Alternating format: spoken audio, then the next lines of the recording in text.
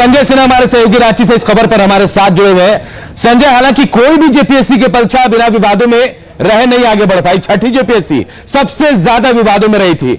अब जब नया रिजल्ट प्रकाशित करने की बात कही जा रही है तो क्या होगा इसका असर? 329 जो सफल उम्मीदवार है, कई लोग तो ऐसे भी कह रहे हैं कि उनका रैंक जो है वो ऊपर आ जाएगा। जी बिल्कुल अनुप, एक आपको आज जो है हाईकोर्ट का एक ऐतिहासिक फैसला आया छठी जेपीएससी पर। और कुल 4 श्रेणी में बांटा गया था, कुल 15 याचिका थी इस पर।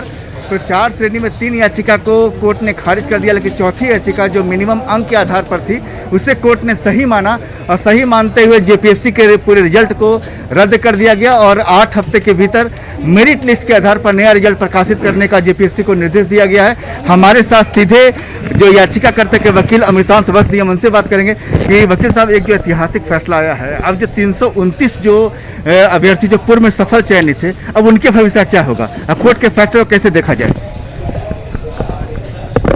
माननीय झारखंड उच्च न्यायालय का बहुत ही ऐतिहासिक फैसला आया हुआ, जिसमें माननीय उच्च न्यायालय ने सुमित कुमार महतो बनाम अदर्स और कई अदर रिट याचिका को अलाउ करते हुए मिनिमम क्वालिफाइंग मार्क्स को, जिसमें को चैलेंज किया गया था कि मिनिमम क्वालिफाइंग मार्क्स जो क्लॉज 13 जेपीएससी के एडवर्टीजमेंट में थी उसको ठीक तरह से कंप्लाई नहीं किया गया, जिसके कारण 100 से अधिक अभ्यर्थी का गलत तरीके से चयन हुआ। इन सारे अभ्यर्थियों का रिजल्ट चैलेंज किया गया था और करीबन 1 साल से ये केस चल रही थी। फरवरी के माह में करीबन 7 से 8 दिन लगातार इसकी हियरिंग हुई थी और आज माननीय उच्च न्यायालय ने इसका जजमेंट प्रोनाउंस किया, जिसमें एंटायर मेरिट लिस्ट, जिसको हम लोग फाइनल रिजल्ट बोलते हैं, उसको रद्द कर दिया है और बोला 8 सप्ताह के अंदर एक फ्रेश रिवाइज रिजल्ट पब्लिश करने के लिए एज पर लॉ और क्लॉज 13 को मिनिमम क्वालिफाइंग मार्क्स को मानते हुए, और यदि जो इतने भी नए अभ्यर्थी इस मेरिट लिस्ट में आएंगे उनको जल्द से जल्द नियुक्ति पत्र निर्गत करने के लिए। संजय, 3 बार पीटी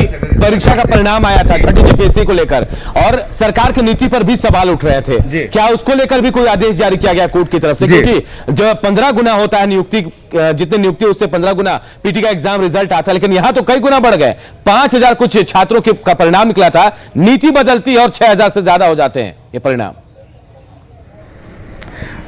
बिल्कुल वकील साहब, ये बात आ रही है कि पीटी परीक्षा में 3 गुना ज्यादा मेंस के रिजल्ट जारी किए जाते हैं, इससे कई गुना ज्यादा इस परीक्षा में नजर आए, तो क्या उसको लेकर भी कोई निर्देश ऐसा कुछ?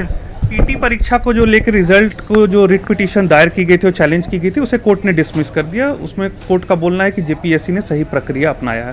कोर्ट ने मिनिमम क्वालिफाइंग मार्क्स को लेकर मेंस पेपर में minimum qualifying marks clause 13 of the advertisement में दर्शाया गया था, उसका सही तरीके से पालन नहीं हुआ। कई सारे ऐसे अभ्यर्थी थे जिन्हें अलग अलग विषयों में मेंस पेपर में बहुत अच्छे नंबर है, पर लेकिन कोई एक पर्टिकुलर इशू या पर्टिकुलर सब्जेक्ट में मिनिमम क्वालिफाइंग मार्क्स लाने में असफल रहे, वैसे अभ्यर्थियों का भी चयन कर लिया गया था। और रिट पिटीशन से माध्यम से कई सारे अभ्यर्थियों उनके रिजल्ट को अटैच भी किया गया था और बताया गया था कि करीबन 100 से अधिक ऐसे अभ्यर्थी हैं जिनकी मिनिमम क्वालिफाइंग मार्क्स, जैसे कि अनारक्षित वर्ग के लिए 40% था कि 100 नंबर का मेंस पेपर हो रहा है, उसमें मिनिमम 40 लाना है। जैसे 10th और 12th में एग्जामिनेशन होता कि मिनिमम 33 मार्क्स लाना है। तो कई सारे अभ्यर्थी थे जो लोग मेंस पेपर में कई सारे अच्छे, पेपर 1, पेपर 2, पेपर 3, कई सारे पेपर्स में काफी अच्छा नंबर्स लाए थे, लेकिन कोई एक पेपर में पर्टिकुलरली फेल कर गए थे। Minimum qualifying marks minimum qualifying number 40 जो है उससे भी कम नंबर आने पर कई लोगों को पास कर दिया गया।